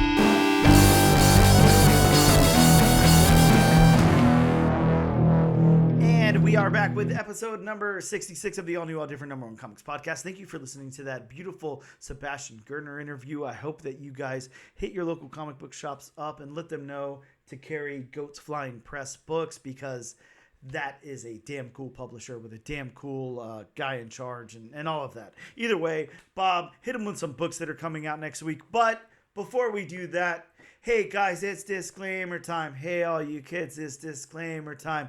Welcome to disclaimer time with Bob. Please somebody make me a theme to us, please. But like I always say, this is just a few of the books that are coming out next week. If you want a more in-depth list, please consult elsewhere. Call your local comic shop. Harry Potter Owl list of things you want to know about. And hey, please and thank you go a long way in this world. They absolutely do. And like Bob said, hit that Harry Potter owl up. Let them know, everything that's coming out at the comic book shop. Or rather, put a little note on the little dog or whatever it is. I don't know. I'm getting all my references mixed up now. But, just hit your local comic book shop up. Let them know you want to know everything that's coming out next week. Yeah.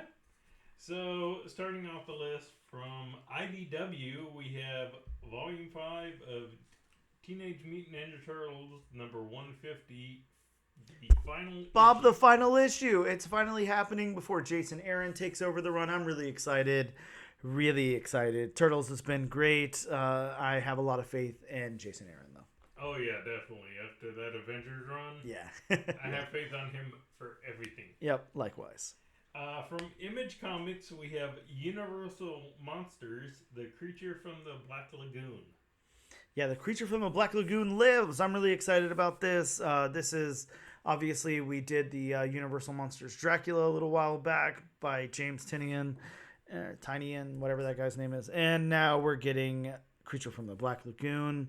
This one is going to be really, really cool. And it's written by Ram V along with Dan Waters.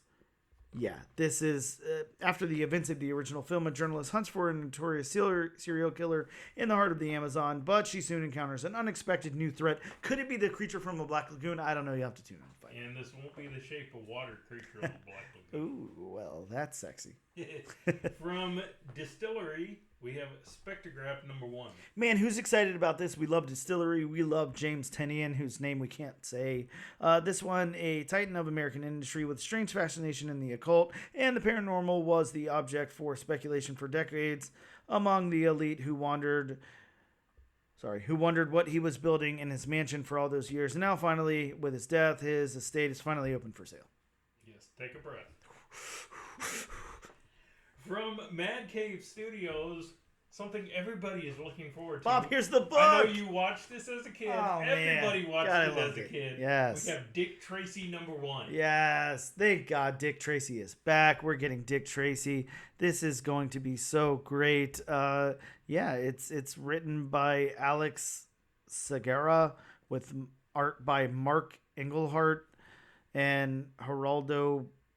I don't know, names I can't say, but this is gonna be great. Dick Tracy, you already know it's gonna be fun. Yes. Next from DC, we have Power Girl number 8. Yeah, this one's got a tie-in to the House of Brainiac. Yes.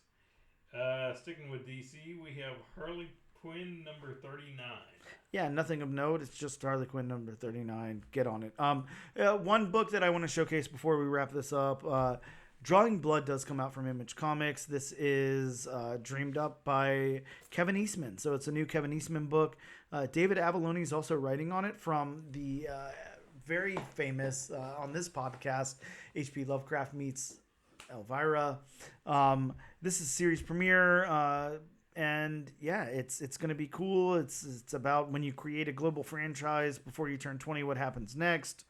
Readers will follow the jaw-dropping adventure of Shane Bookman, a cartoonist whose real life becomes more absurd and action-packed than any comic story he could ever dream up. So, sounds really cool. Maybe semi-autobiographical. I don't know. That's exactly we'll what have to I was see. thinking. Yeah. I'm excited about that one, though. But yeah, Bob, let's talk about our 3 books that are on the wheel. We got Dick Tracy, we got Drawing Blood, and we got Snaps, issue number 1 by John Clark over at Blood Moon Comics. Bob, it's time to spin the wheel and see where it lands. Bob, it looks like next week we're gonna be covering Dick Tracy. Oh yeah, wow. Dick Tracy from Mad Cave. So excited to some check 80s that book out. nostalgia. Yeah, this is gonna be a fun one. Yes. Wow. Get out your Apple Watch because it's the new equivalent of Dick Tracy. But yeah. I mean, he basically had an Apple Watch. Yeah, and it's true. It's Before true. an Apple Watch was a thing. Him and Inspector Gadget, you know. Yeah. I can't wait. Well, that wraps us up, guys. We are at the 2-hour mark, so I'm going to shut up. Thank you so much for tuning in. We'll see you next time.